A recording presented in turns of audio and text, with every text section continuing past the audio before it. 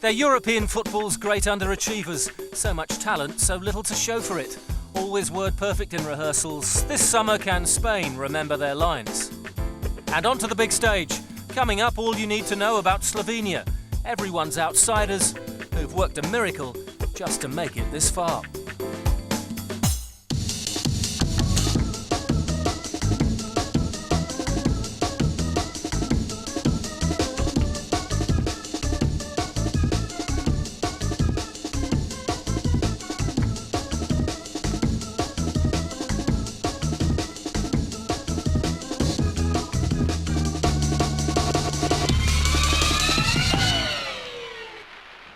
In the story of Spanish football, the plot has always revolved around the tale of two cities.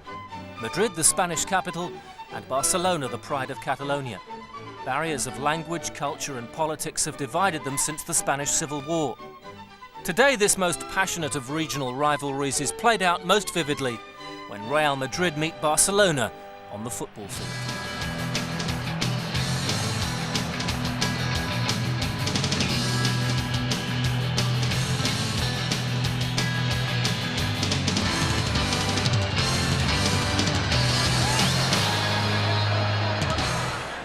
Barcelona have dominated the recent domestic battles. They won the Spanish Primera Liga last year and in 1998, a triumph that preceded another summer of discontent for the Spanish national side. So impressive in qualifying for the World Cup, Spain, the great underachievers, flopped disastrously in France.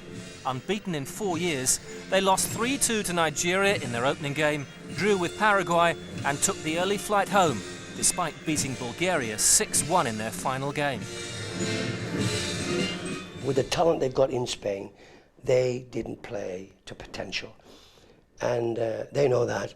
And I think the European Championships now is something that they will get their teeth in, and they will be a danger. They will be a danger to anybody. In the pursuit of victory, Spanish club chairmen are ruthless. However, Spain's national coach, Javier Clemente, was not dismissed after his team's French flop. In his 6 years in charge, Clemente had done enough to earn the right to take his country to Euro 2000. Some criticised the Spanish FA's decision as sentiment before common sense. When Spain went to Cyprus for their opening qualifier, they were quickly proved right. Ergonomitis gave Cyprus a half-time lead. 3 minutes into the second half, Sinisa Gogic doubled the advantage. Clemente's side were in shock, a state of panic, interrupted by Raul's clever finish, but only briefly. 5 minutes later, the outstanding Milinko Spalaric took Cyprus within sight of a memorable win. Clemente's players did at least battle. They did score a second through Fernando Morientes, but the serious damage had been done. Just 5 days later, after scathing criticism, Clemente stepped down. In to try and reverse Spain's fortunes came Jose Camacho. A popular player, a tough character with 81 caps for his country, Camacho had made impressive strides as a coach at Rayo Vallecano, Seville and Espanyol, before a brief spell at Real Madrid. He was the man to put things right. Usually, if you have a poor World Cup and then lose the game afterwards, you're bound to be a bit tense. But these are great players from big clubs. They are used to coping with winning and losing. I just got them together and told them that Spanish football should be up there, above the other countries. Camacho's first big test was an away game in Israel. If they were still to win the group, it was essential Spain performed in Tel Aviv. Spain had lost in Cyprus, and if they lost again in Israel, it would have become tough to qualify. A win would make things easier. Look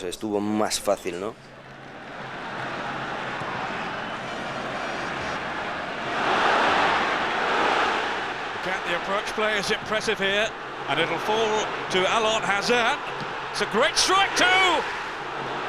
Hierro with the free kick, and it's there! Luis Enrique with the cross, Echeverria climbing high, and scores! Rafi Kern beaten, it's 2-1 to Spain. From then on, things improved. We played well, scoring lots of goals, and things went swimmingly. No coach likes to single out individuals, but there's no escaping the impact of Raúl González Blanco. Even in Barcelona, there's a grudging admiration for this striking star for Real Madrid and country. Clubmate and compatriot Fernando Morientes made a more sudden impression at international level. But then came Raúl's big breakthrough. Against Austria, he scored 4 goals. And he set up 2 others, as Spain triumphed by an amazing 9-0. Camacho's emphasis on direct attacking football was clearly working. Just as significantly, he appeared to have freed Raúl from the burden of expectation that had accompanied his early games in a Spanish shirt. Victories over San Marino, home and away, put Spain in control of Group 6, with just 3 games remaining. All the games were important, but especially the game against Austria in Spain that we won 9-0. I scored 4 goals in a great game. We proved that we were capable of beating anyone by playing some brilliant football. So important is he at the Bernabeu, Raúl Madrid has been the nickname given to his club in recent months. Raúl's great strength is his finishing, but that's not too surprising. Ever since he was a teenage sensation, Raúl has studied his goals closer than anyone. I like to tape all the games, to watch them again and see the good things and the bad things that I've done. And you must be doing something right when the greatest striker of them all singles you out. I think that at the moment Spain has a great squad, and Raúl is the maestro. He's the most impressive player with great skill. His style is very similar to the Latin style, the more technical Brazilian style.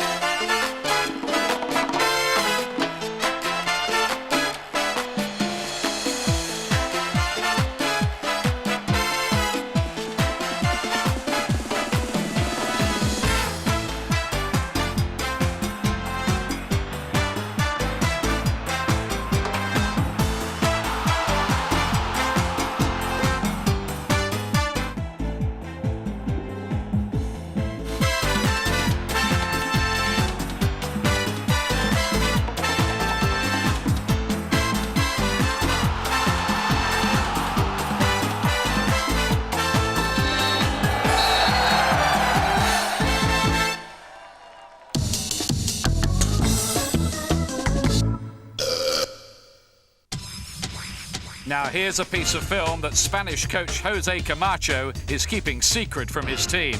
In his playing days, he was part of the Spanish World Cup squad in '82 that made this menswear advert. The suits got plenty of wear. Spain that year were dedicated followers of failure.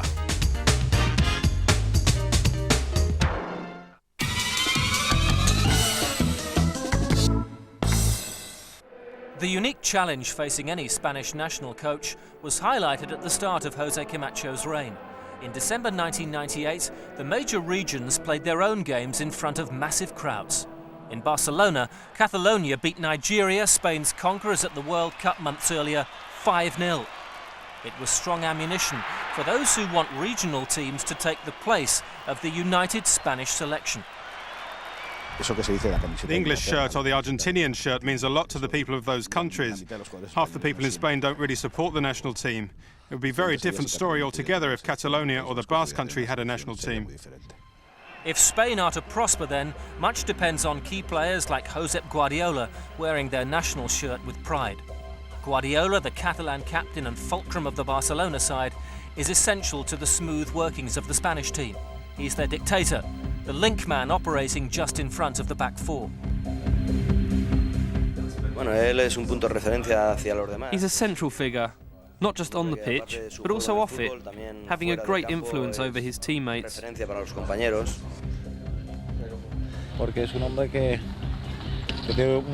He has great technique, is a real fighter, and he can always score goals. So he's an important part of any team. Guardiola is one of the great players of Spanish football, really. I mean, he's a beautiful passer of the ball, there isn't any question about that. He's got great vision, Lovely touch, good selection. He's a great player.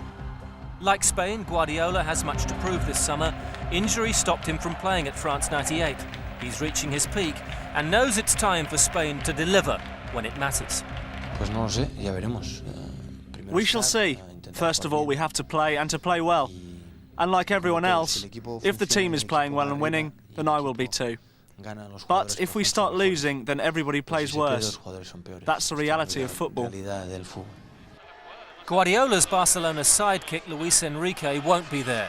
The goal-scoring midfielder, outstanding in qualifying, has suffered a serious knee injury. That's increased the need for Fernando Hierro to make sure he's fit. Knee problems have interrupted his season at Real Madrid. He's Spain's captain, their heartbeat, and there are few better dead ball specialists in the European game. It's essential he's fit. Younger blood has been cultivated by Camacho. Athletic Bilbao's double act, Ismael Ertzayas and Joseba Exteberia, are now attacking options in their own right. But the Real Madrid pair of Raúl and Morientes are guaranteed to dominate most of the attention in Holland and Belgium. I think they are two young lads with great futures.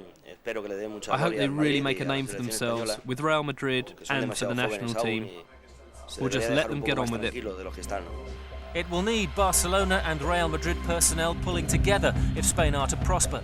But it's a long time since their top players accomplished anything of note on the international stage. Spain is fighting against its own history.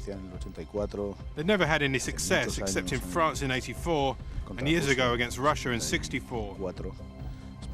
Spain has a tradition of winning nothing. That really rankles. Spain's seeding has earned them a decent chance to progress through to the last 8 at least. While their club football, though, is filled with top foreign players and coaches, divided by regional politics and self-interest, the importance of success this summer for the good of the national game cannot be overstated.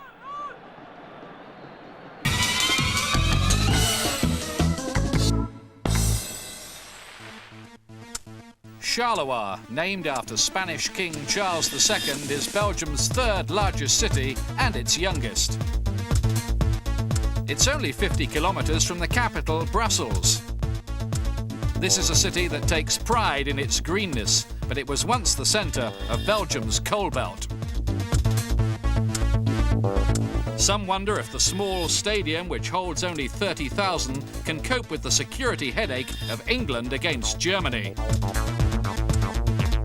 But preparations are going ahead apace, and officials are confident that it'll be all right on the night. The locals need something to cheer them up. Their team, nicknamed the Zebras, have been struggling this season.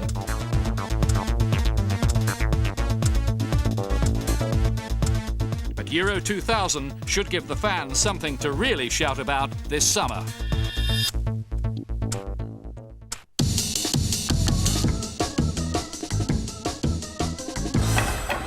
Holland and Belgium will play host to football fans from 14 different nations.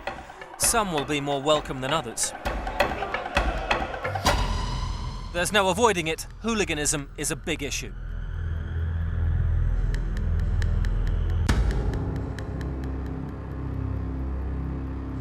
Belgium is no stranger to crowd trouble. The infamous Bruges-Anderlecht fixture had to be postponed twice last year.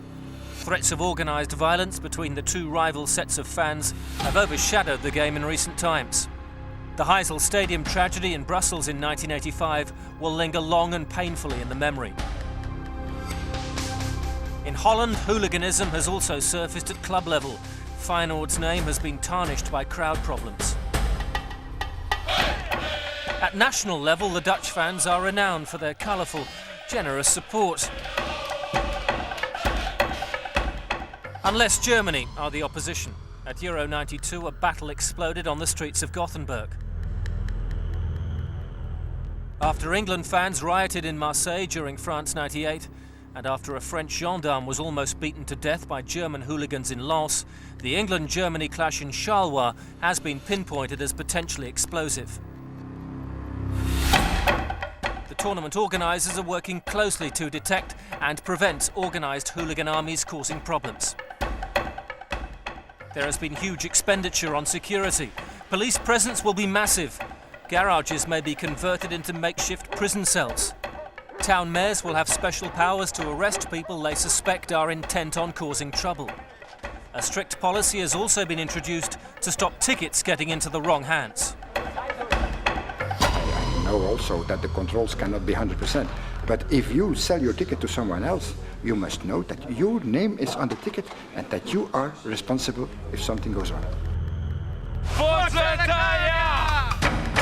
The organisers believe they are prepared for any eventuality. Hopefully their precautions won't be necessary.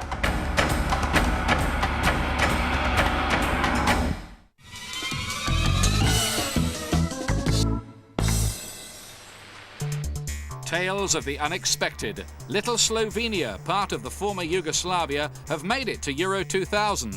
In case you were wondering, the country's about the size of Wales or Israel and straddles Eastern and Western Europe. The population's just over 2 million. The capital is Ljubljana, a city often described as a smaller version of Prague without the hordes of tourists. But it's Slovenia's second town, Maribor, in the northeast, that's helped put the country on the football map.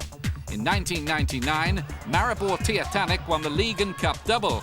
It was their third consecutive championship. But more significantly, they unexpectedly qualified for the first round of the Champions League. This little club are the torchbearers for the previously impoverished Slovenian football. Maribor's success is all the more outstanding for Slovenian football, as it coincided with the national team's success too. It might be very difficult to repeat last year's success, but Maribor were the first ones to suggest that Slovenian football should be taken seriously. Following Maribor's achievement, maybe Slovenia's qualification shouldn't have come as a surprise, but it did. The national team's record in its short international history had been embarrassing. In its first attempt to qualify for a World Cup in 1998, Slovenia picked up just 1 point from a possible 24, losing all of their 4 home games. They were even beaten twice by local rivals Bosnia-Herzegovina. Nothing there to force any dramatic switch in Slovenian sporting culture, which is centred on winter snow sports and basketball. The country's most famous sporting export is 2-time World Cup ski jump champion Primož Peterka. In this alpine country, a quarter of the population are active skiers. But this summer, when the snow melts and the pistes close down, attention will focus on Euro 2000. The coach, Srečko Katanec, a star for Yugoslavia, was brought in July 1998 to take charge.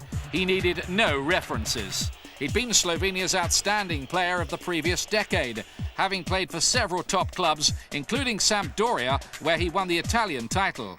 His first aim was to introduce discipline and confidence. When I took over the national team, this was the thing that I paid most attention to. Because at the time, the players' outlook was that we come from a small country. The mentality was that we are small and that we can't achieve much. Slovenia's opening game was away to Greece. Their star player and captain, Zlatko Zejovic, scored 2 goals worth a point, proving just why he was voted Slovenia's Player of the Year and received votes for European Footballer of the Year. Zejovic was born in Maribor, but has never actually played in the Slovenian league. He packed his bags for Partizan Belgrade at the age of just 16 before moving to Portugal, where he was among the top scorers in the Champions League at Porto. He signed for the Greek champions Olympiakos last summer, and in spite of a few problems there, he still has hero status at home and will be hoping to bring Slovenia more success. In Slovenia's second game against Norway, Zejovic was again on the scoresheet in a game they narrowly lost 2-1. At the halfway stage in the qualifying campaign, another 2 goals from Zejovic against Latvia took Slovenia to 3rd place in the group. During the past year, Zejovic has certainly played his best season, for Porto as well. He scored 7 goals in the championship, and in all the qualifying matches he scored 9 goals. So, as far as Zajovic is concerned, he is definitely one of the top European footballers.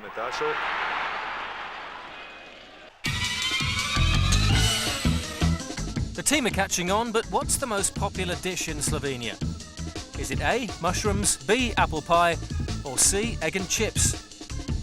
Remarkably enough, it's mushrooms, and they're so popular the Slovenian government have put a ration on the number farmers can harvest.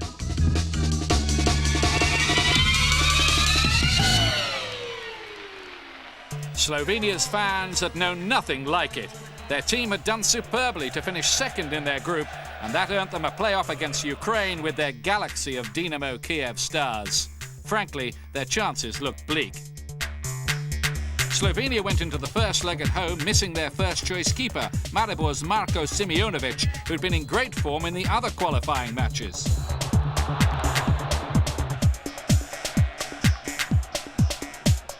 It looked as though the form book would be obeyed when Shevchenko gave Ukraine the lead, beating stand-in keeper Debanovic.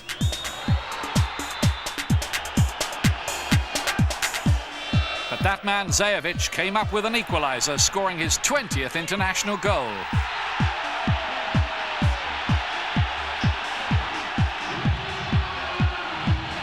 The headlines, though, went to Slovenia's Milenko Achimovic, who once again emerged as a dynamic second-half super sub.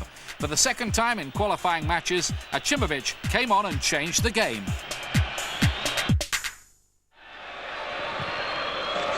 When the goalkeeper let go of the ball, he knew exactly what he was going to do. He had the single objective of stopping the ball and kicking it towards the goal. It all happened in a second. I didn't expect it at all. Shovchovski was right out of his area, and I just saw that the goal was empty. I hit the ball, and it ended up exactly where I wanted it to, as you saw. To my happiness and Shovchovski's misfortune, it was such a great moment. It was a fantastic feeling, and it turned out that this was the goal which booked Slovenia's ticket to Euro 2000. A great goal in Slovenia's most important game ever. Achimovic was a national hero. In the return leg in Kiev, Ukraine's away goal meant a 1-0 victory for them would put Slovenia out of the competition. But a nation of skiers ought to be at home on snow. In the Arctic conditions, Ukraine again went in front in the 65th minute. The disputed penalty decision left Katanec furious. The spot kick was converted by Sergei Rebrov. Ukraine had got the goal they needed. But Slovenia's grit and resilience surfaced again. Miran Pavlin's 74th minute strike put Slovenia into a 3-2 lead on aggregate.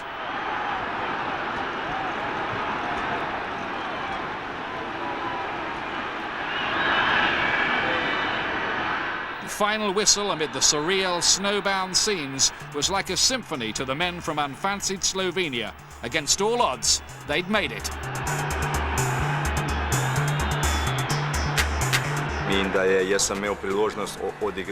I've had the opportunity to play in a European Championship and a World Championship as a player, so I'm really pleased for the players themselves, because for a country the size of Slovenia, it is exceptionally difficult to qualify for such a great tournament. Back home, the Slovenian fans had a party with the players, and to spice it up, the Euro 2000 draw paired them with local rivals Yugoslavia. I know the Yugoslav national team. I know how strong they are. My wish was to avoid them, but now we've got them twice, both in the European Championships and the World Cup qualifiers. I wanted to do well against them and show them that good football is played in Slovenia too. For the fans, this is all a fantasy made real, and of course it's a massive boost to the finances of Slovenian football. As for the team, they'll get vital exposure in the European shop window. They can't produce any more shocks, can they?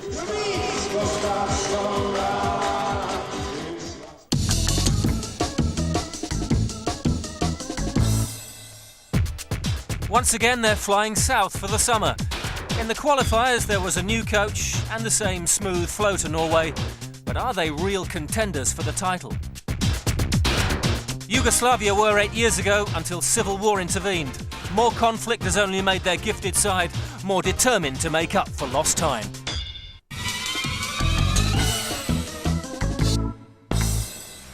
Norwegian football has really blossomed. They were once a soft touch, pretty hopeless part-timers.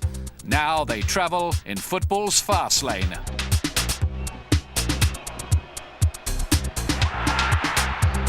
These players are respected throughout Europe.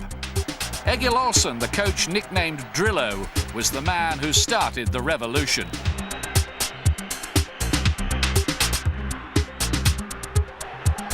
Now this eccentric man who insists on coaching in wellies is using his controversial and distinctive tactics in the English Premier League with Wimbledon. It's simplified. In defense, I believe in a zonal approach. It means we are not marking, not following opponents. And in attack, I believe in what I call penetrative. That means that the ball should go forward very early, especially when the opposition is unbalanced. The ball should go forward all the time and come to early finishing. The tactics were criticised by fans and the media alike, but in 1994, Olsen took Norway to their first World Cup finals for 56 years. On the way to qualifying, they knocked out England with a 1-1 draw at Wembley and a 2-0 win in Oslo. The two games will be remembered for the fitness and work rate of the Norwegians and an unforgettable goal from midfielder Kjetil Rekdal at Wembley. Oh, it's one of the most spectacular goals in my history as a national coach. So I remember it very well, and it was even with his left foot and his right footed. Norway left USA 94 after the first phase. They found it too hot and looked laboured. But a number of players were in the shop window, and en masse they moved to the English Premier League. But Norway failed to qualify for Euro 96. It was a setback that Olsen quickly turned around. His national side began improving and qualified for the 1998 World Cup. This time they went a stage further, reaching the second phase by beating Brazil in their last game with a penalty by Rekdal in the final minute. It was very important for us because we needed to win to go through to the second round, and in the last minute, you know, the pressure is very big, so I was of course very happy when the ball went in the back of the net. At 31 years old, Rekdal is the talisman for Norway. His defensive midfield role is vital to the team unit, and he still knocks in the occasional goal. More than that, he's earned respect from his younger teammates who see him as the natural leader. I think he's one of the most important ones because he's got so much experience. When he plays in that defensive midfield role, he gives us the natural balance. He knows when to play quick, when to keep the ball in the team, and in the World Cup he scored the famous penalty kick 1 minute before the end, and I saw an interview last night with Joe Jordan, and he says a brave heart is one of those who takes a penalty in the last minute and decides the game, and I think he's one of our most important players.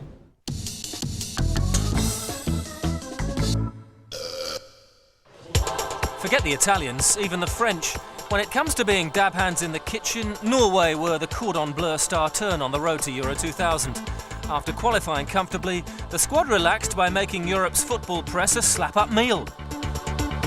Admittedly, Chelsea striker Tor Andre Flo looked a little bit uncomfortable in his apron. But the rest of the squad cooked up a treat. That notorious teamwork was again in evidence as the boys went about their business behind a hot stove, all going with the flow.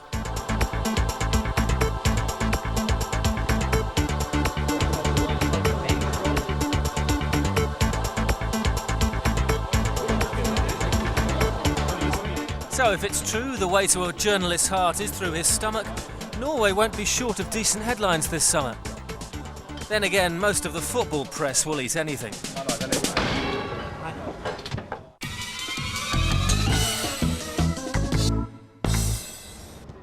When Egil Olsen stepped down as coach, he recommended his assistant and the former coach of the under-21s, Nils Johan Sem, to replace him. Olsen believes Sem was ready to take on the challenge and provide important continuity. I hoped very much that he should take the job. I was very happy when he did it. He's strong both in how to teach, and he's very strong in the subjects of football. So he's a good coach, and of course I'm very happy because he has more or less the same philosophy as I have. So I'm very happy with my successor. The Euro 2000 qualifying campaign started badly for Sem with a defeat at home to Latvia. The team was shocked, but the players weren't worried about facing a struggle to qualify. I had faith in this team, and one game is not going to change that. If you go into a group as favourites, you always expect to win at least 6-7 games, and I think we were quite clear favourites in that group. We had to struggle because we was unlucky against Latvia. It was a bad result, and we also had a draw against Albania. So it was really tough this season, but we managed to win all the games this season, so it turned out well. Sem certainly turned things around. Norway qualified in the end quite comfortably from their group, winning their remaining matches. Of all the results, Sem believed the key victory came when they won 2-0 away in Greece with 2 goals from Solskjaer.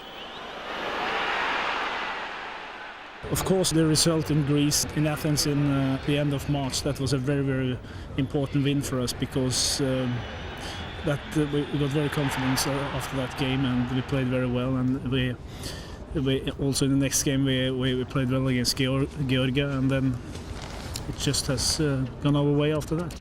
Sem has a problem all managers would love. He has too many good strikers. Ole Gunnar Solskjaer from Manchester United, Stefan Iversen of Spurs, and Chelsea's Torre Andre Flo have all proved themselves at the highest level.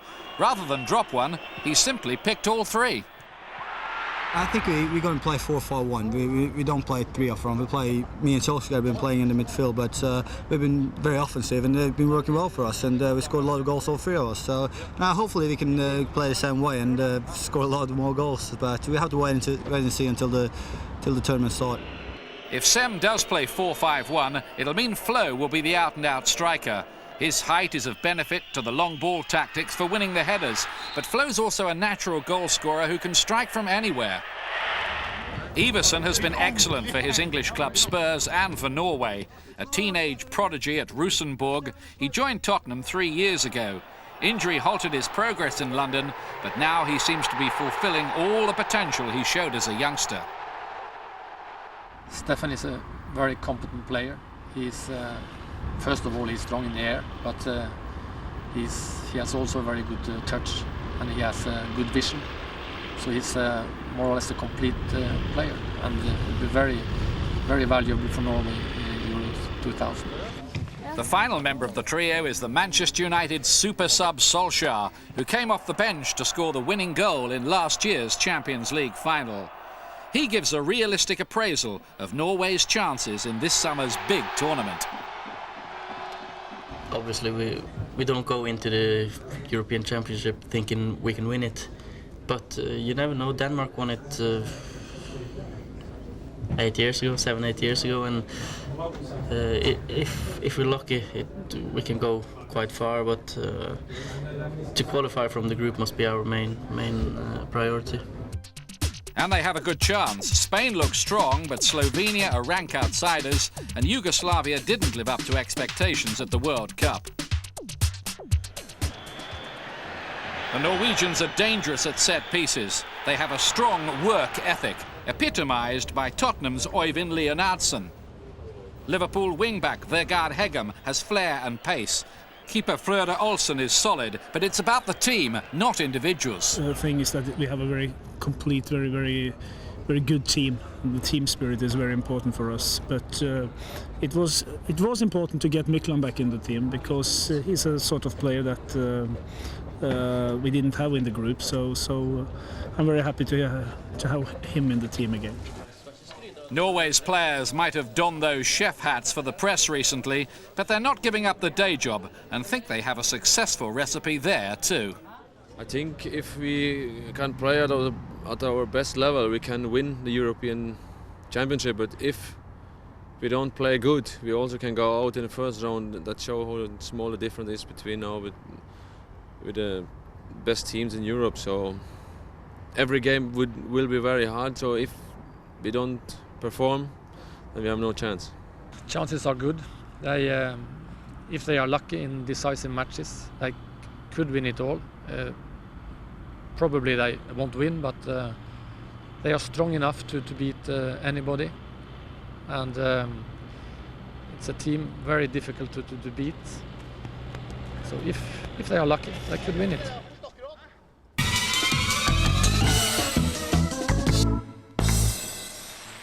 Eindhoven looks like any other Dutch town, neat, tidy and bicycle friendly. There is one special difference though. Eindhoven is dominated by one factory and one football club. Philips, the electronic giants, have their central research plant and HQ here, and PSV Eindhoven are the jewel in their crown. The Philips Stadium was Holland's most advanced until recent arrivals in Amsterdam and Arnhem. Even so, the 40,000 capacity venue is a genuine football arena.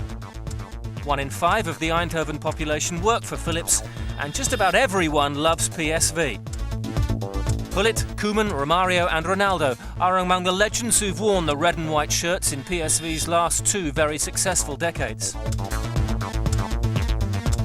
Portugal and England will kick off events at the Philips Stadium on June the 12th. Italy, Sweden and Turkey are the other nations who shouldn't have too many problems making themselves at home.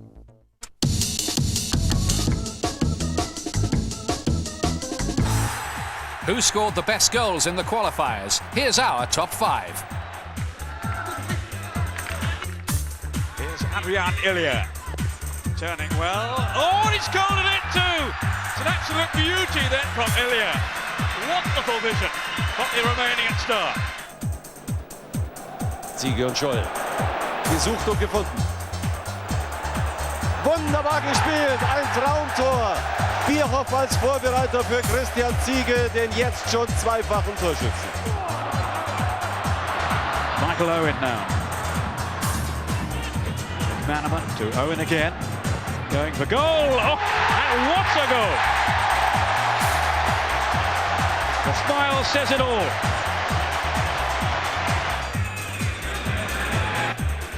And this is Stankovic.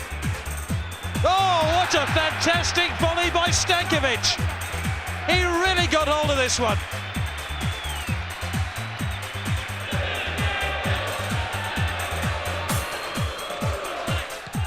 Tako je, tu je sedaj Ačimović, strel proti praznim vratom i gol! Ačimović 2-1! Gol sredine igrišća, Mile Ačimović!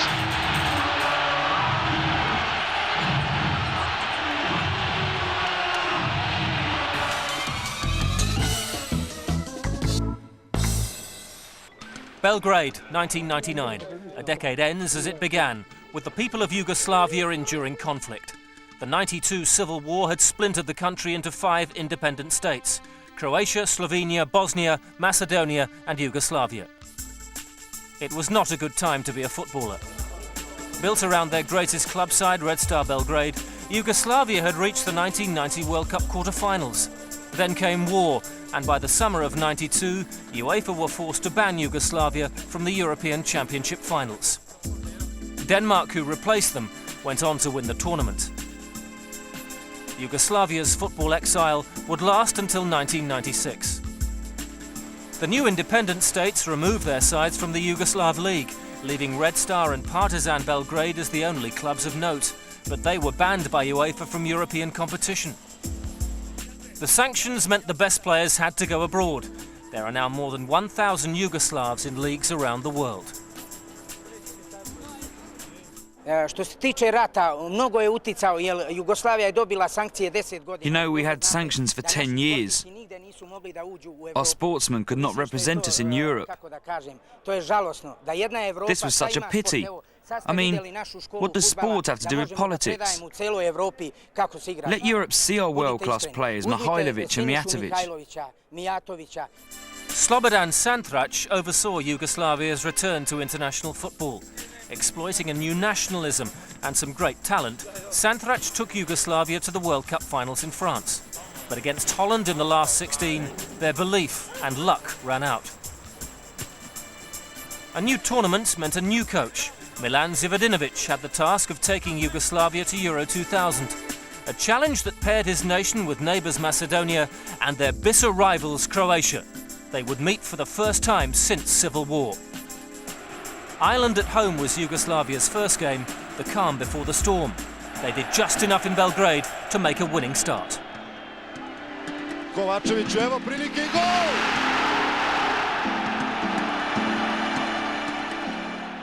Things were going smoothly. Victories home and away against Malta, the group's weak link, made it 9 points out of 9.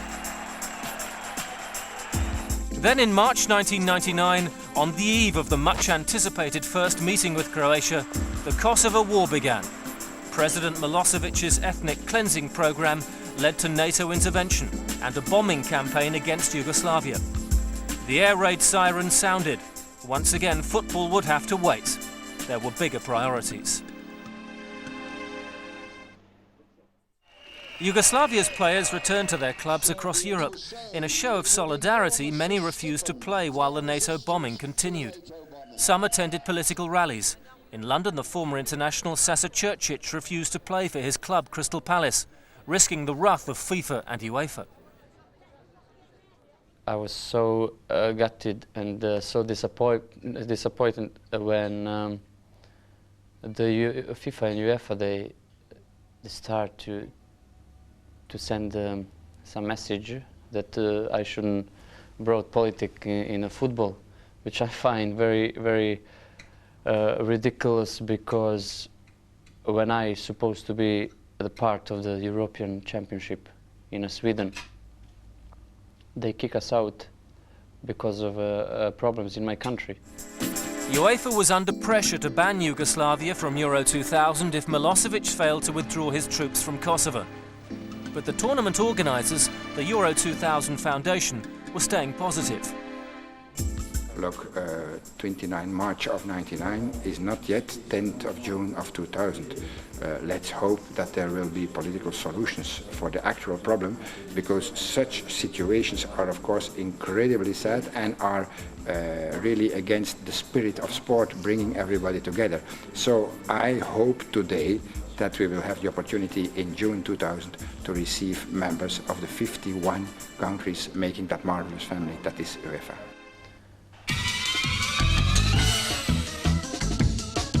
It's quiz time again. What did Yugoslavian Predrag Mijatovic want to be when he was a boy? A ballerina, a footballer, or a dentist?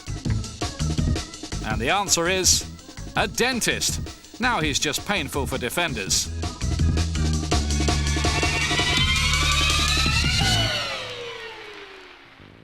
The summer of '99 saw a breakthrough in the Kosovo conflict. NATO troops arrived in the region and Yugoslavia's qualification campaign could resume. At the helm was a new coach, Vujadin Boskov, the veteran former Sampdoria boss, who amid all the gloom was enthusiasm personified. The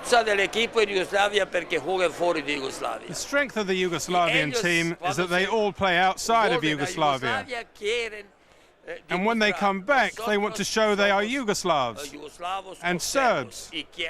And they want to show everyone who they are, and that's important for Yugoslavia. Motivation was never going to be an issue for Boskov's first match, the rescheduled game with Croatia. It needed no hype, but it still got it. All those admirable sentiments about not mixing sport with politics just wouldn't wash. It's impossible. We tried to separate it, but it is impossible. Croatian fans had been banned from entering Yugoslavia. The stadium in Belgrade was Serbian territory. There would be no room for weakness, no place for faint hearts. Winning was about so much more than 3 points.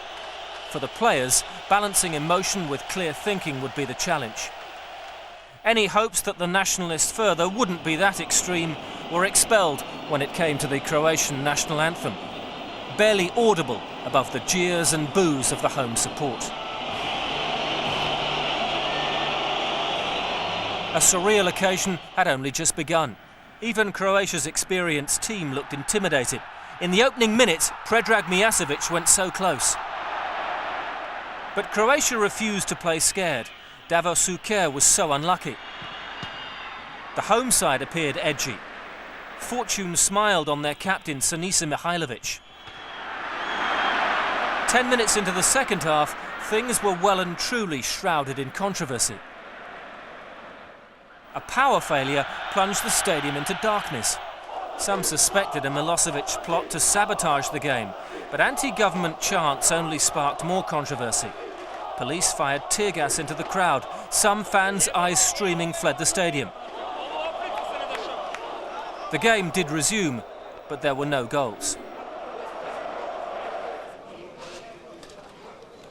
Yugoslavia had a fixture backlog to make up. They suffered their first defeat in Ireland, but recovered, beating Macedonia home and away. So for their final game in Zagreb, Yugoslavia arrived on top of the group, but vulnerable. Croatia, in front of their own partisan fans, would knock Boscov's team out if they won. Yugoslavia would have to hold their nerve and their discipline like never before.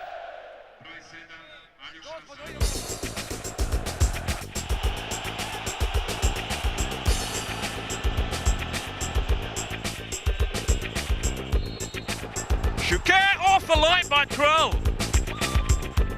Breakthrough ball from Shuker and Boksic has scored. Mihajlovic with the free kick, and it's nudged in by Mijatovic. There goes Stankovic, it's squeezed in, yes!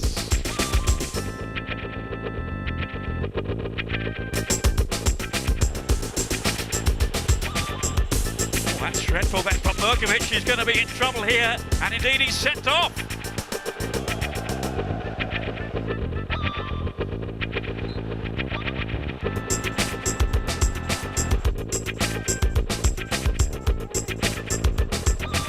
And then Boksic with a teasing cross. It's there from Stanic, 2-2.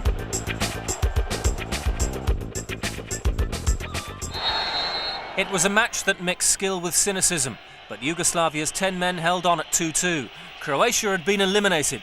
Even better, a late Macedonian equaliser against Ireland meant Yugoslavia were through to the finals. If match winners are sprinkled throughout their squad, Predrag Mijasevic is top of the hit list. Mijatovic is one of Europe's most cunning strikers. In Amsterdam 2 years ago, he scored the goal that won Real Madrid the European Cup. He's overcome a serious knee injury at Fiorentina in Italy and looks primed to make another big impact this summer. Boskov has other striking options: Lazio's Dejan Stankovic, the Juventus target man Darko Kovacevic, and Real Zaragossa's Savo Milosevic. His form in the Spanish league has been a revelation. The bustling striker's aerial power and his deceptively deft touch have brought him more than 20 goals. 4 in the qualifiers made him Yugoslavia's top scorer. The team leader is Sinisa Mihajlovic, the sweeper and set-piece specialist whose left foot can hit the target from just about anywhere. He is one of the best footballers Yugoslavia has ever produced. Mihajlovic must be one of the top 3 footballers in Europe at the moment. He's a well-disciplined man. He lives for football. Slovenia, Euro 2000's rank outsiders, are Yugoslavia's first opponents. Then come games against the group seed Spain and finally Norway. For us, the first game will be very important. If we win the first game, everything will be fine. If we lose the first game, we've got problems.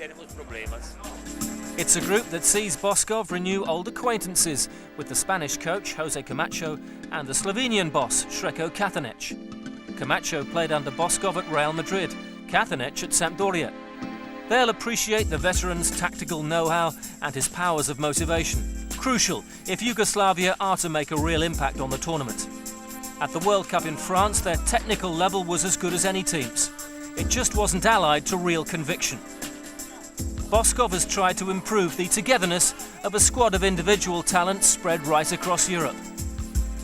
But how much Yugoslavia achieve may depend on how much they really want to last the pace.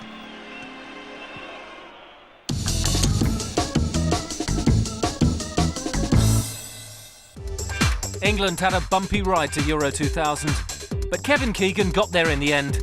Now he's confident his team of young stars won't be going home early. Romania wheeled him out of retirement for one last fling, but have Georgi Hagi and his old mates got the legs to go any further?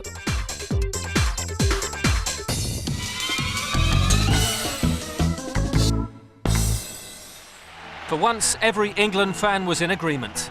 Their side were the luckiest to qualify for Euro 2000. A torturous campaign began amid so much optimism. England returned from the World Cup finals in France, chastened by a penalty shootout defeat to Argentina, but with their reputation enhanced. A young, gifted side looked to have a prosperous future. The Euro 2000 qualifying draw had been kind to coach Glenn Hoddle. Bulgaria, Luxembourg and Poland would surely provide few problems. Sweden were more powerful, but in transition. England were the side to be feared. Hoddle's biggest concern was the press and public reaction to his World Cup diary. Released on his return from France, it criticised some of his players. The coach denied his team had been unsettled. But a 2-1 defeat in their opening match away in Sweden suggested otherwise. A small hiccup or a crisis. Things would have to be back on track at home to Bulgaria. A packed Wembley witnessed a dreadful 0-0. England were unrecognisable to the side that had performed so heroically in the World Cup. Hoddle was starting to feel the pressure. Elements of the English press were convinced he was no longer up to the job. Away to the group's whipping boys Luxembourg, there was no mood swing. England did notch up their first victory 3-0, but they would have gone behind had Luxembourg not missed an early penalty. If his team weren't functioning, Hoddle's job still appeared safe, until early in 1999. In an interview with a national newspaper, Hoddle was alleged to have said people with disabilities were paying for the sins of previous lives. His comments caused outrage. The FA had no option. Regretfully, you will have heard that my contract with the FA has been terminated by mutual consent. I accept that I made a serious error of judgment in an interview which caused misunderstanding and pain to a number of people. England had to find a replacement, and fast. Wilkinson. Venables maybe, but I don't think they'll have him back. Keegan. Howard Wilkinson, the FA's technical director, was given the caretaker role for a friendly with world champions France. The job interview didn't go well. England outclassed, were beaten 2-0. The FA's choice and the people's choice was Kevin Keegan. The trouble was he refused to leave his club side Fulham. So for the crucial home qualifier with Poland, England would have a part-time coach for the first time in their history. Cole, good touch off then to Shearer. In goes Scholes! England lead! Oh, it's back up now, swinging over his cross. Scholes! 2 goals for England, and it's 2 for Scholes. Neville staying with him, at least he had done. It's a good ball in, and there's a goal back too from Berzicek.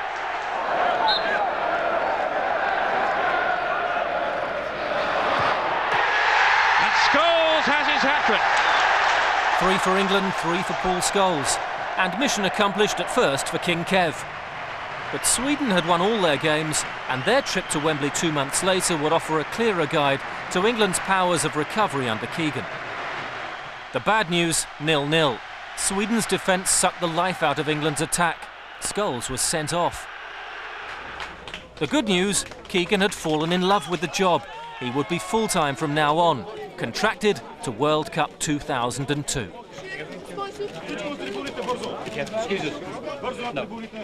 England hammered Luxembourg 6-0 at Wembley, but it was merely a warm-up for the serious business of their final game in Poland 4 days later. A win would assure England of second place. Anything else and Poland would be favourites to reach the playoffs instead. Again, England were uninspired, despite the high stakes. Keegan had talked a fine game, his team couldn't deliver. It was out of English hands. If Poland managed to draw in Sweden, then England would be out. You know, we believe that Sweden will be very positive and professional, and you know, and should beat Poland. Keegan and his players watched, prayed, and then celebrated. Sweden's 2-0 win took them to the playoffs. I never felt as worried as I did hoping and watching Sweden, who didn't have to win the game, who had already qualified, do us a favour by beating Poland, who had everything to play for. It was an incredible feeling, something that I think may have been good for me. It was ideal preparation for the old enemy. The playoff draw paired England with Scotland. The spotlight could not have been more intense. It was impossible for either side to live up to the hype. But in the first game at Hampden Park, England had the discipline and the game's star. Paul Scholes. Twice the Quicksilver midfielder timed his penalty box runs perfectly. Only once did Scotland threaten any sort of recovery. 2-0, surely job done. But those who'd witnessed England's muddled campaign knew it wouldn't be that simple. Scotland took the lead before half-time at Wembley through Don Hutchison. Keegan's team were on the ropes. Only keeper David Seaman saved them from hitting the canvas. England had lost, but qualified for Euro 2000. Fortunate was an understatement.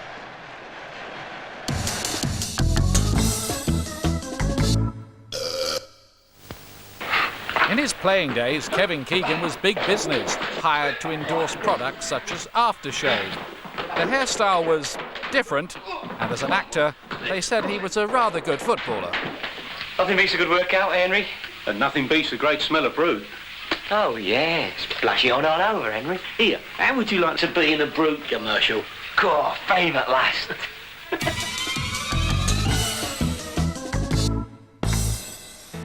England didn't shine in qualifying, but the neutral knows they're a must for any major tournament. Without England, Euro 2000 would have been starved of two of the best young players in the game, David Beckham and Michael Owen. Owen made his international debut at just 18, becoming the youngest English player of the 20th century. His goal in France against Argentina brought instant fame. Superb pace and finishing are Owen's biggest assets. If his fitness has been in doubt this season, a maturity has helped him embrace international football. Every kid dreams of scoring a goal for their country. But as soon as you do that, you want to score another one. I think on an England point of view then, the European Championship 2000 is coming up soon in Belgium and Holland, and to do well in that would be a great thing. If Owen's a star, David Beckham is an icon, a celebrity footballer. Marriage to Spice Girl Victoria Adams means his every move is tracked by the paparazzi. Privacy is a thing of the past, although Beckham appears able to manage his fame rather better than some. The Manchester United star is perhaps the best crosser of a ball in the modern game. His unique style, precision delivery has contributed much to United's success in recent years. At 24, Beckham has already won every major honour in the English game. Now his sights are set on glory for his country. Before France '98, Alan Shearer was considered the most important player in the English side. Criticised by the press and pundits for his declining form, Shearer has announced his intention to retire after this summer. He's still certain to be a key figure though. It was Kevin Keegan after all who made Shearer the most expensive player in British history. Shearer's England record is excellent, 28 goals in 54 games. And if Euro 2000 is his farewell, his current manager expects him to deliver. Alan Shearer is no different to every other striker, insofar that he needs service. He needs people to supply him with good crosses. He needs people to give him good passes. And if everybody around him is playing well and will provide him with some good opportunities, I mean, he's got the ability to score goals. It's as simple as that. Like many European nations, England lacks star quality in midfield. They miss a flair player, the role that Paul Gascoigne once filled. Many see West Ham's Joe Cole as the long-term solution, but at just 20, Euro 2000 may have come too early. Manchester United's Paul Scholes is the closest thing England have to an inventive midfielder, but his game is based more on attacking runs and goal-scoring. Scholes' match-winning performances were crucial during qualifying. Unlike several of his more high-profile teammates, Scholes delivered. But Kevin Keegan's biggest headache is the lack of left-sided players in his squad. Keegan has tried numerous players in the role, dragging some out of their normal positions at club level. We've got to get the left side sorted out, because without that balance, you know, a team can't function. So, yeah, it's a problem area. It's not the only thing we can improve, though. You know, our passing we can improve. I think also, if I'm honest, our invention. As a player, Kevin Keegan was one of England's finest. Capped 63 times for his country, almost half as captain. At Liverpool, he was idolised. He was the last Englishman to win European Footballer of the Year. He even had time for a brief singing career. Not surprisingly, he decided to concentrate on the football. As Newcastle manager, Keegan came so close to winning the Premier League title. But the jump from domestic management to coaching the national side is huge, as Keegan is now finding out. England have the talent to do well at Euro 2000, but only if the tactics and the teamwork improve considerably. Group A means matches against Portugal, Romania and Germany, the nation who knocked England out of Italia 90 and Euro 96 on penalties at the semi-finals. There are scores to be settled.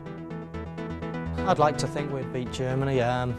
You know, they are a good team. They've not been doing so well of late, but you know, the record says that they've won probably more times than we've beat them, but that's in the past now. We believe we've got a good set of players that can trouble them. Their current form isn't so good, so you know, we've got every reason to believe we can beat them. If England only just scrape through, Keegan doesn't care. This summer, past results will count for nothing. I think there's only really the Czech Republic who qualified with maximum points, where people are saying, well, you know, they're an excellent side. I'm sure they are. But the great news for us all is that their 10 games and 30 points that they got is equal to the same as our 8 games and 13 points. Because all that gives the side now, you know, we're all playing on an even playing field, you know.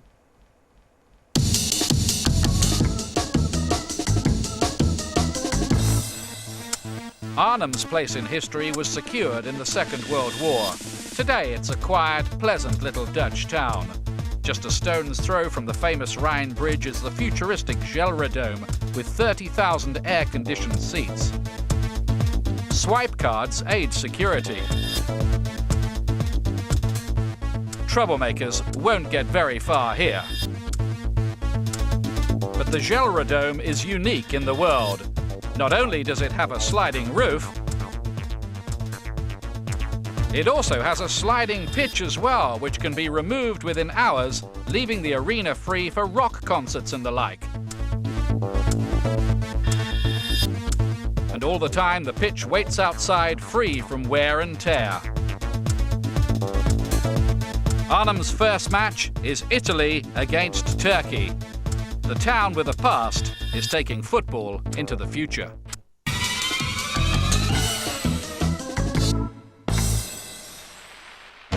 Forget the players, the stadia, the fans. Euro 2000 would be nothing without its own match ball.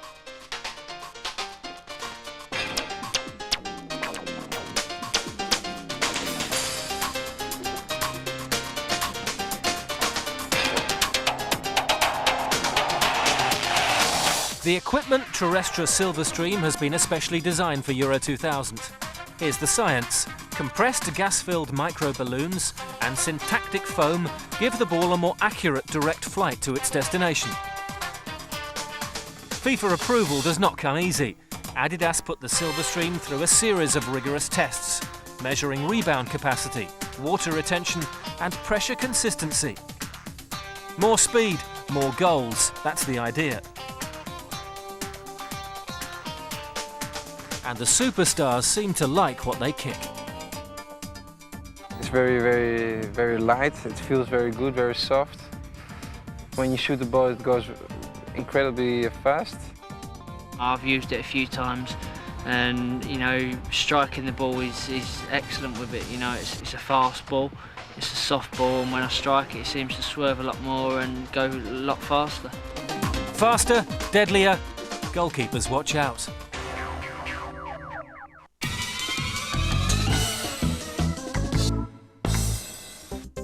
Romania, 11 years on from the revolution, is a country trying to find its economic feet.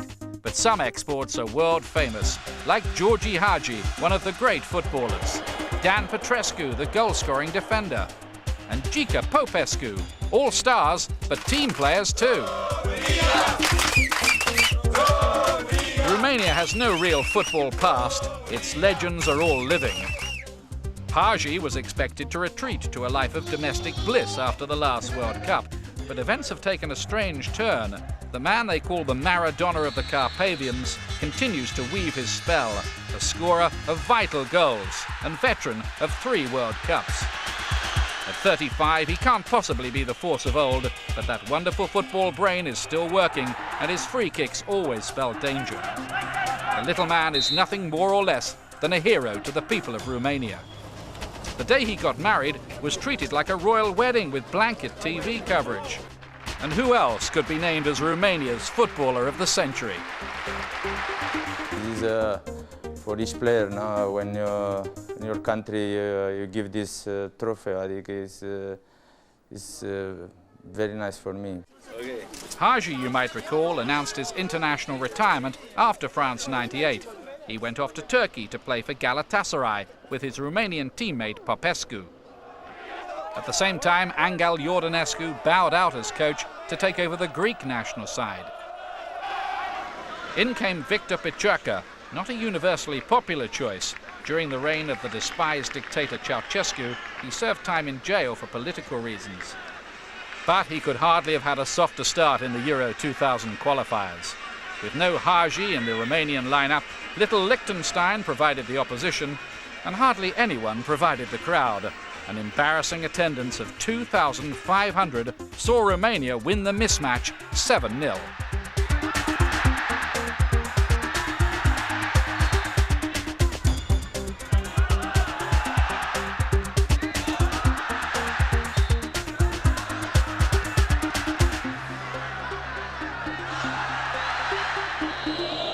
Romania were really buzzing with a late winner in Portugal. But then Hungary held them 1-1. And unfancied Slovakia escaped with a goalless draw. Peciucă's job was on the line as Romania then scraped past Azerbaijan. Inspiration was needed, and they knew just the man. Hagi was persuaded out of retirement to help in a 2-0 win over Hungary. Romania suddenly felt right again, and the midfield messiah was back. Everybody in Romania want to come back, and when the Romanian people desire this, I think it was normal, no, for me to come back to national team to help a little bit. With Portugal threatening to take the one automatic qualifying place in the group, Romania found their form, beating Azerbaijan 4-0 and then taking revenge on Slovakia with a 5-1 away win.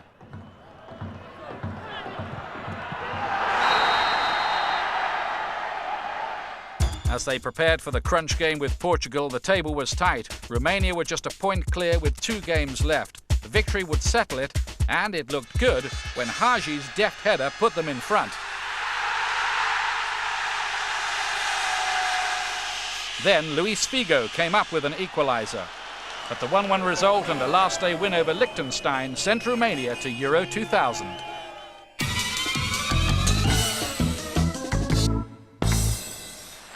Now for the intermission. Sit back and enjoy the ivory-tinkling skills of the Romanian star, the one and only Georgi Popescu.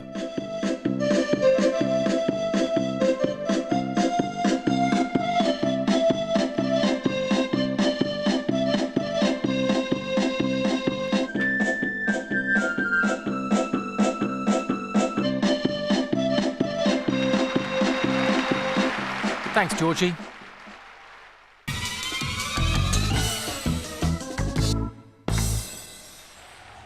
Romania's gimmick of bleaching their hair didn't work at the World Cup. They only reached the last 16, but still got a rousing welcome home. Hagi, by now sporting yet another hairstyle, thought he was saying a tearful farewell to the international stage. But what is it they say? It's not over till the fat lady sings, and she was nowhere to be found. So despite the emotional swan song, Hagi wasn't finished yet. Am părțit-o doar cu el. N-a strigat în gura mare, n-a hulit, n-a spus minciuni. Truda lui nevorbitoare ne-a făcut pe toți mai buni. Hagi won't be the only man returning for Euro 2000. There'll be a new coach in charge. Victor Pečurka's thanks for reaching the finals was the sack. Caused the players too many problems, they said. So cue the return of Emeric Yenai, an international himself in the 60s.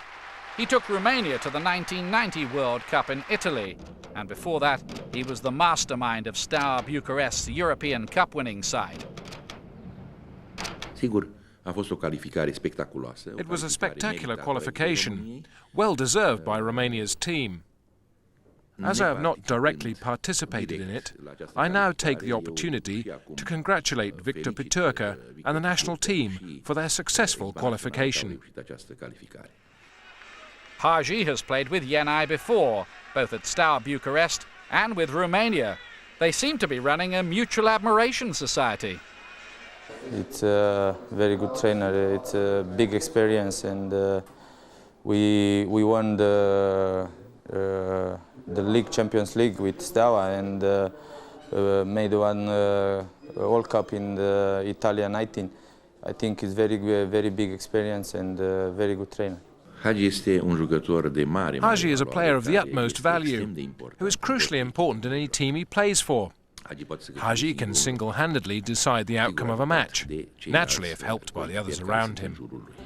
So, with the coach's blessing, Hagi will strut his stuff in a Romanian shirt for the last time. At least we think it is. I would like to do my best and do very good in the last Euro Cup and also World Cup. No, after this I led the football, and I want to let very good impression. The maestro won't be short of mates at Euro 2000. The old guard are still there, like Dan Petrescu, Chelsea's defender, come winger, come midfield man, who's just been voted Romanian Footballer of the Year. Gica Popescu is another 30-something now, mostly found these days in the sweeper role. He had his best years at Barcelona, but he's still a force with Galatasaray, who've had a good run in Europe this season. This could be his curtain call too.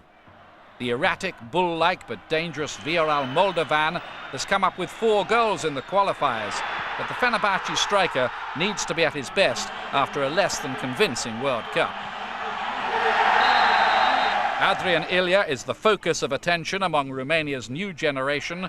With 5 goals to help his team to the finals, the young striker's now an established star, and he's been getting top experience this year in the Champions League with Valencia of Spain.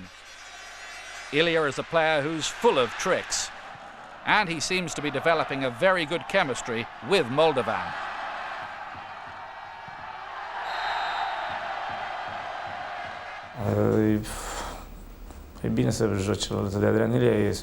It feels good to play next to Ilya. He is, as you said, a talented player, unpredictable and incredibly skillful.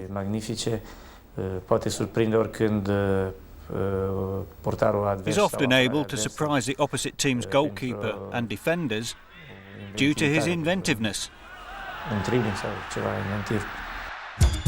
Romania's group is demanding. They face Portugal again, defending champions Germany, and England, who they beat at the World Cup in France.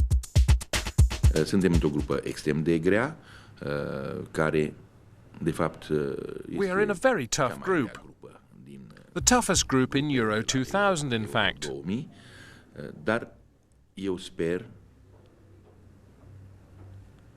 But I trust these players and their desire to do their utmost to at least come out of the group, which is, as you know, Germany, England and Portugal.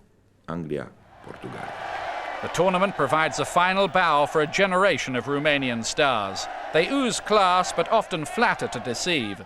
Will Euro 2000 be like the World Cup, where Romania discovered with early elimination that blondes don't always have more fun?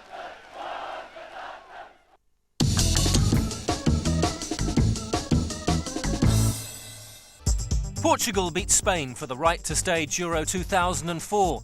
Coming up, we profile the chances of the next hosts also being the holders. Right now, the trophy belongs to Europe's most successful nation. But have Germany still got the winning formula? Or are they past their sell-by date?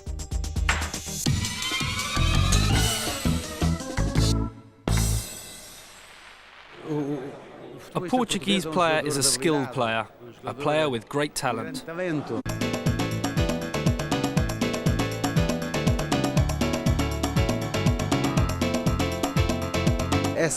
often, the individualism stands out from the collective.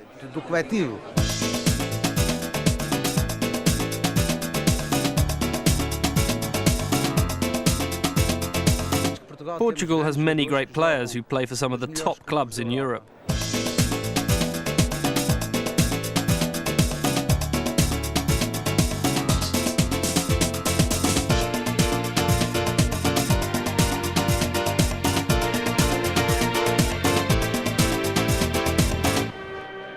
Yes, Portugal do have plenty of quality. They're entertaining, all right, but effective? Sometimes yes, sometimes no.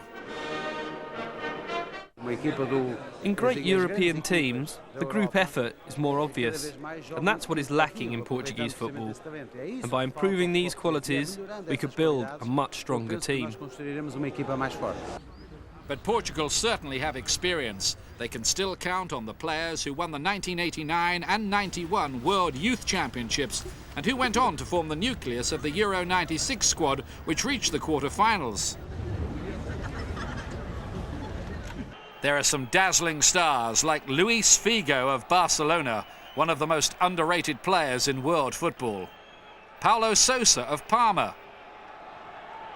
The Benfica captain, João Pinto. And Fiorentina's highly talented Rui Costa. Portugal just might be a surprise package. Penso que é uma grande vantagem porque temos jogadores conhecidos em todo o mundo. It's a great advantage to play with strong players like Rui Costa, Figo, Paulo Sousa and Couto. These are guys who want to win, who have been playing together for many years and who want to have a great European Championship. This generation of players are running out of opportunities, but they do have a terrific camaraderie and spirit as a squad. We practically grew up together. We played together in the junior teams and we built up solid friendships both on and off the pitch. We were all world champions together and we spent a lot of time practicing, which brought us together as friends. Portugal's qualifying campaign got off to a great start with a 3-1 victory over Hungary in Budapest. That night was all about striker Sá Pinto, who justified his recall to the national team after serving a 1-year ban for hitting the former national team coach Artur Jorge in a training ground incident. Sá Pinto's return did much to revitalise an attack which in recent years had become notorious for wasting chances. But then, in what was one of the crucial ties at home to Romania, Portugal's old weakness came back to haunt them. Although they attacked throughout the match, with Romania down to 10 men for a good part of the second half, they were unable to make it count, and in the last minute, the Romanians scored with a soft free kick.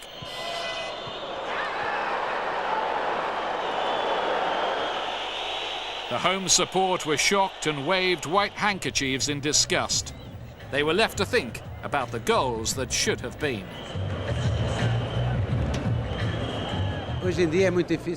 Nowadays, it's increasingly difficult to have an out-and-out striker the way the game is now played. I like the team to play where all the players are involved. It doesn't matter who scores.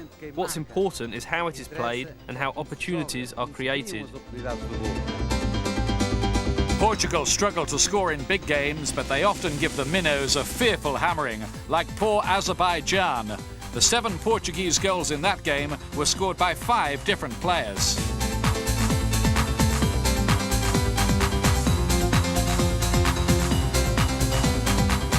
The game against Slovakia saw Benfica striker João Pinto return to form. He scored 2 in a 3-0 win. In 5 straight victories, Portugal notched up 24 goals. But then they slipped up with a draw in the return against Azerbaijan. Now came the big test, with Portugal travelling to Romania for a top-of-the-table clash. Romania were a point clear, and Portugal had to win to have a chance of winning the group, with just 2 games left to play. In this crunch battle, Georgi Hagi gave Romania the lead.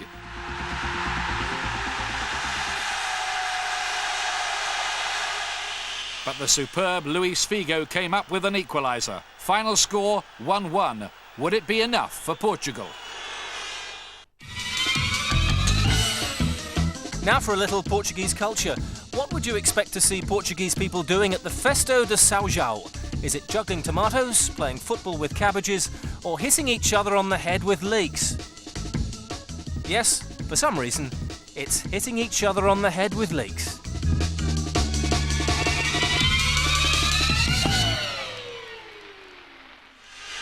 And so, amid great tension, Portugal's qualification went right to the wire. In their final game at home to Hungary, a 3-0 winning margin was enough to book Portugal's ticket to Holland and Belgium.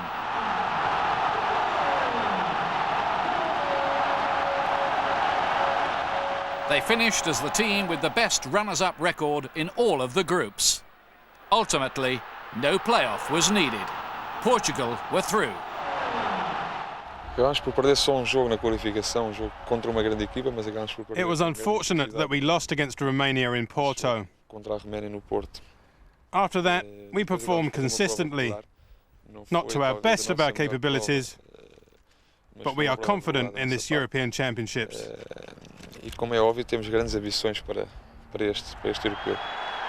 So Portugal are into the European Championships for the 3rd time.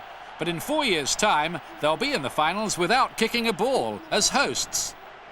The great Eusebio spearheaded the bid, just as Franz Beckenbauer has led Germany's campaigning and Bobby Charlton pioneered England's effort to host the World Cup in 2006. The statue of Portugal's ambassador, top scorer in the 1966 World Cup, stands outside the Stadium of Light, where Eusebio helped Benfica to a series of title wins in the 60s. Under the slogan "We love football," Portugal and Eusebio surprisingly beat off opposition from Spain, and they're hoping that hosting the tournament will bring much-needed development and investment in the stadia and infrastructure. So Portugal will be determined to prove they're worthy hosts with an impressive performance this summer. Their inspiration is the man from Barcelona wearing the number 7 shirt.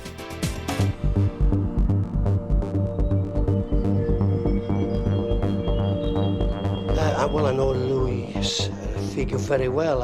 When I was in Sporting, he played in my team as a young player, young 18-year-old, 19-year-old.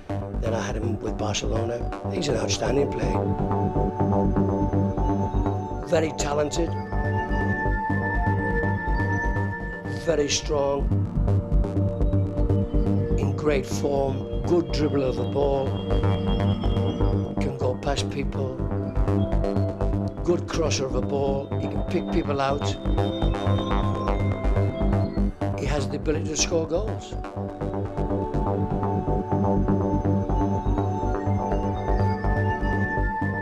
Goalkeeper Vitor Baia is another of Portugal's wise owls. He's now back with FC Porto, strangely wearing the number 99 shirt. It's his 2nd spell with the club, sandwiched in between a starring role for Barcelona. An outstanding shot stopper and highly respected. But who are the younger generation of players who'll lead Portugal into the new millennium? Well, there's Benfica's Nuno Gomes. He may bring the sharpness up front that Portugal sometimes lack.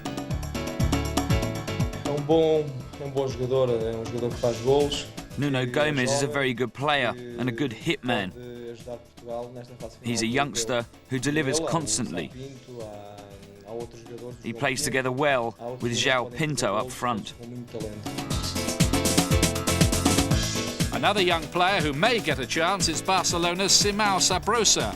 The talented winger cost the Spanish club $15 million from Sporting Lisbon. They're calling him the new Figo.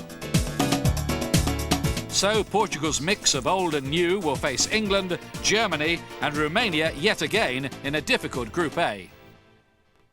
I don't think Portugal's group is any tougher than the others, but the first game against England is going to be crucial. Bobby Robson knows England and Portugal. He has the inside track on this group. Portugal are capable of beating anybody, so they're capable of beating England. The trick is not to be afraid of them and to play with confidence, and get off to a good start. But it will be an interesting match because there's so little to choose between the two teams. Portugal want to go home to host in 2004 with pride intact and believe they're good enough to aim very high.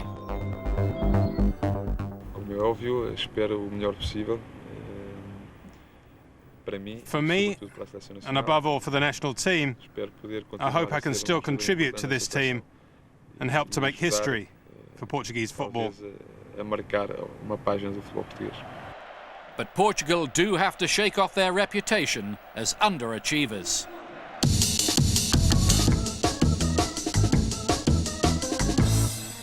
Euro 2000 will mean something of a return to the heady days gone by for the public of Liège. Belgium's university city has always taken great pride in its football team, even if recent times have, like the Belgian game, seen a slump in fortune.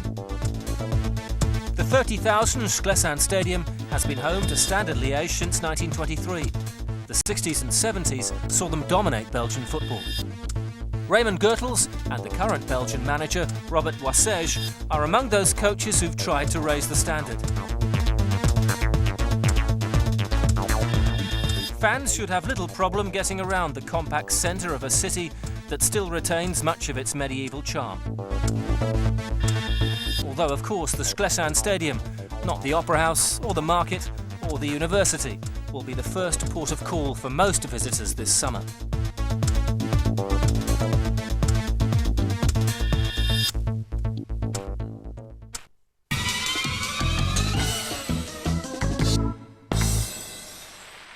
As Euro 2000 nears, we've picked a team to challenge the 16 countries already there. It's made up from the teams who failed to qualify. In goal would be Austria's Alex Manninger, Arsenal's number 2, who's certainly one for the future. In defence, we'd select the Ukraine's Oleg Lushny alongside Scotland's Colin Hendry, the braveheart who always gives 100%. The other centre-back would be Viktor Onopko. The Russian could be quite useful at the opposite end as well. Finally, in the left-back slot would be Croatia's pacey fullback Robert Jani. In midfield, the Welsh wizard Ryan Giggs would operate down the left wing, terrorising defences, alongside his Manchester United teammate Roy Keane, who looks the complete midfield player these days. Israel offers the skillful Eyal Berkovic. His tricks and playmaking abilities would be essential. And finally, on the right side, we'd go for the experience of Chirikal Sforza, the Swiss international. The strike force is as good as any. Andrei Shevchenko from the Ukraine could be deadly. We'd have him playing alongside Croatia's Davor Šuker, who was the top scorer at the World Cup in France. Defenders will be glad that he's not around at Euro 2000.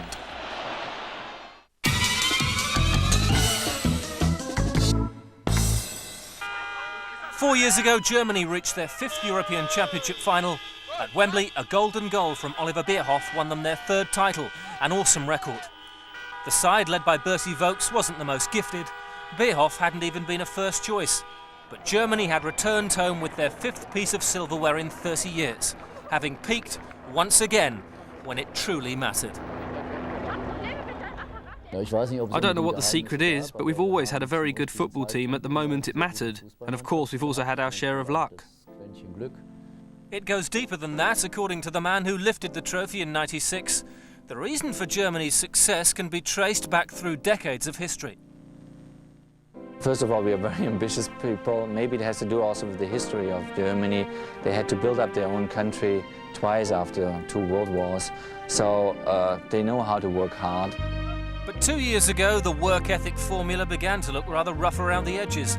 At the World Cup in France, Germany never really got started. After squeezing past Mexico, Germany were outclassed by Croatia in the quarter-finals. By the time the Euro 2000 qualifiers arrived, Eric Ribbeck had replaced Vogts as coach. His first game in charge did little to appease those questioning the state of the German game. Turkey had beaten Germany only once in 15 attempts. But in Istanbul, against tentative opposition, Turkey sensed their chance.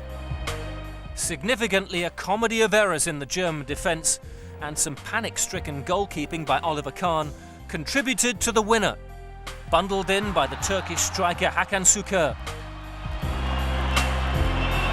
Was Germany's glorious 30-year spell finally coming to an end?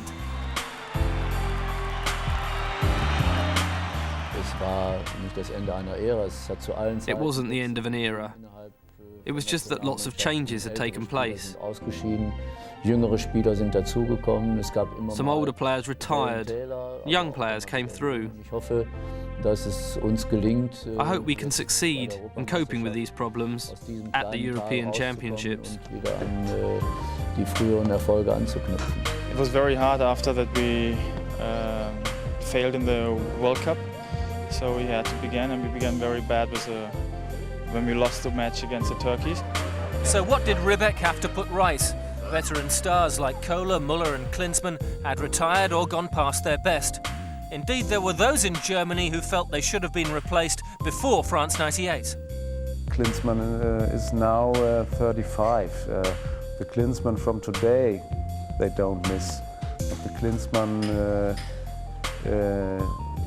in England, '96, they miss because he's a great team fighter. The biggest problem is the lack of young talent emerging in the German game. For so long, their clubs have produced the next generation of gifted athletes. The 90s saw a decline. And in February '99 came the biggest single wake-up call. Germany went to the United States and were beaten 3-0. It was only a friendly, but the result highlighted what many had been saying. All the USA's goals were scored by German-based Americans. Foreign imports into the Bundesliga had been restricting the progress of the best homegrown talent. Club had been coming before country. We have a lot of players. The trainers say they are talents, but they don't play in the clubs. And if they don't play in the clubs, they can't play in the German team. Germany's top club, Bayern Munich, whose players now form the backbone of the national squad, are trying to implement a stricter foreign policy. We always say if we can have a German player who is as well as a foreign player, we take over the German player.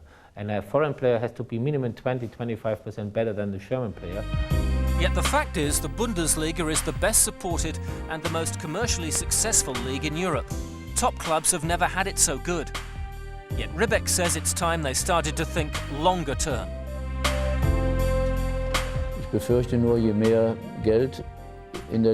I'm worried that if more money is pumped into the league, then there's the danger that even more foreign players will be brought in. That would mean even more talented Germans would remain on the fringe. And I, as national team coach, want the Germans to be at the forefront, rather than the foreign players. It's in midfield where Ribbeck's side have been most exposed. Much is expected of Hertha Berlin's Sebastian Deisler, one of the younger players who can get a regular game at club level. But of course, Ribbeck had to deliver for today. After that defeat in Turkey, he faced the ignominy of being the first coach not to take Germany to a major finals in 34 years. The good news, his team in transition were still far too strong for the rest of the group. Bayer Leverkusen's Ulf Kirsten scored 2 in the win in Moldova, while Oliver Bierhoff, who added the third goal, was growing into a leading figure in the German squad. I think he's important for the atmosphere in the team, a little bit like Jürgen Klinsmann before. And he's a player, he has a very good image in Germany, he is friendly and he's intelligent, and that's maybe a little bit important how the people think about the German team, and Bierhoff is important for that. The irony is, Bierhoff had to leave his homeland to become a success. It was only after his arrival at Udinese in Italy that the big striker, one of the best headers of a ball in world football, was taken seriously. Now at Milan, his 7 goals on the road to Euro 2000 were crucial. One of them arrived in the 4-0 home win over Northern Ireland, along with an assist for Christian Ziege. it's important every time to be a good team and to work together. So the last match against Northern Ireland, Christian Seeger was playing very, very good. I think I'm very happy for him, and he scored 3 goals.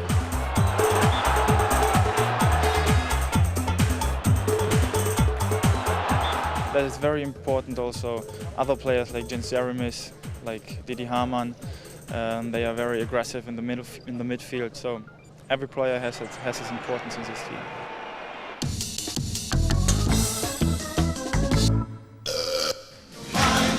The efforts of footballers to become rock stars have rarely succeeded. Germany's 1994 World Cup squad, seen here with the Village People, were no exception.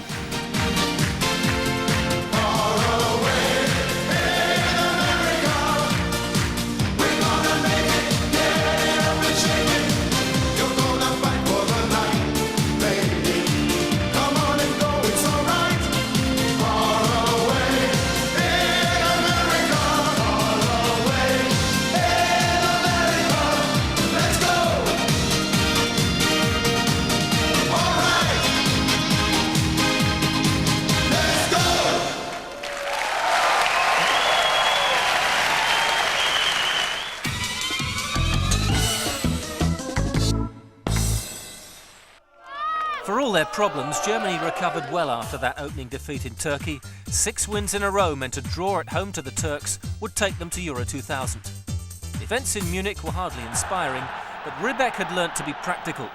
Germany were to hold what they had, and with Oliver Kahn redeeming himself for his blunder in Istanbul, Ribbeck had delivered on the first part of his contract. We only lost 1 match in the qualification, and the other matches we won. But I think it was very important for us to win in Northern Ireland. This was a very good sign for us. This year, one player has dominated the back pages in Germany, never one to shy away from the cameras. Lothar Matthäus made history when he became the world's most capped player with 144 appearances, stretching back 2 decades. Germany's World Cup winning captain in 1990, a Bundesliga champion 7 times. Matthäus will be 39 when he represents his country this summer. He missed the Euro 96 success when much was made of his rift with Jürgen Klinsmann. Klinsmann's been setting the record straight. Lothar is a winner. You know, he's a very, very ambitious player, and he proved that over more than 20 years in the professional football. Personally, I mean, there are a lot of stories also in the past between him and myself. You know, there was always a lot of controversial stuff going on. And when people ask me about him, I always say, well, we are totally different people. We have extreme different characters. But there's one thing very important, you know, we always had respect for each other. Klinsmann's now living in retirement in Los Angeles. In March, Matthäus left Bayern Munich for the New York, New Jersey Metro Stars in America's MLS. The timing surprised some, but Matthäus says it will help him to be fresher for his final international fling this summer. We have good players, we have a good team, we have make a good qualification, and when we have lucky, we can win this European Championship. And I hope I can play with this German team. Matthäus' special 144th anniversary ended in a 2-1 defeat to Holland. A match that also saw the beginning of Sebastian Deisler's international career.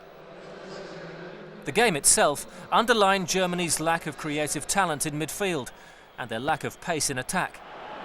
Once again, wing-back Christian Seeger was their most effective player. Germany's reward as holders is a grouping with Portugal, Romania and their great rivals England. Their match in Charleroi is one of 2 crucial head-to-heads this summer. The legendary Franz Beckenbauer is confident Germany will beat England in the race to stage the 2006 World Cup finals. I think, of course, there's an advantage, the same like Bobby Charlton. You know, we are involved a long time in the international football, so we know the FIFA people, you know, very, very well, and so that helps you. The outcome of that duel rests with FIFA. The priority for German football is to find a team that can live up to the glorious years gone by. Germany are struggling, yet that's when they're at the most dangerous.